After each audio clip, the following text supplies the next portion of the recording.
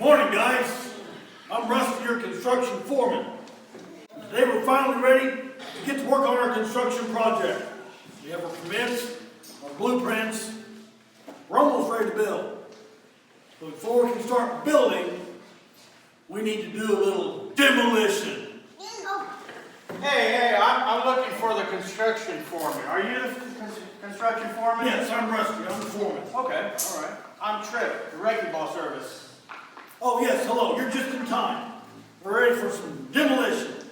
All right. If you need something knocked down to the ground, I'm your boy. Got my wrecking ball outside. What am I knocking down? Well, today we're going to knock down the wall of sin. Okay. Who's sin? Sin's not a person. Really? Sin is rebellion. Are you sure? So what is it? Is it like some kind of radical political party? No. Sin isn't a political party. Some folks would disagree with you on that one.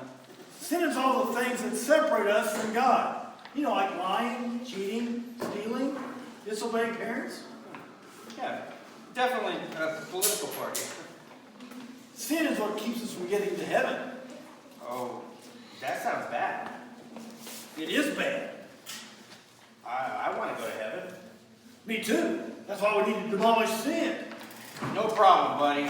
Point me into sin and I will knock it down to the ground. You can't. You can? Sure you can. I got a wrecking ball outside. Trip, no wrecking ball is going to help us with sin.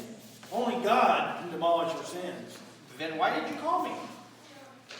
Because wrecking balls are really cool. Well, you got that right. Using a wrecking ball is the coolest thing in the world next to shaving. And because I thought you might want to have your sin demolished too. Oh, well, you got that right. So God can take care of that for me? Yes, He can. When you ask God to help you repent of your sins, He'll knock them all down. And then you can build a strong life of faith on a solid foundation. Huh. That's pretty exciting news. I'm sad that I don't get to use my wrecking ball, but I'm sure glad that God can take care of my sins for me. And I'm sure glad to share that news with you, brother. Well, thank you.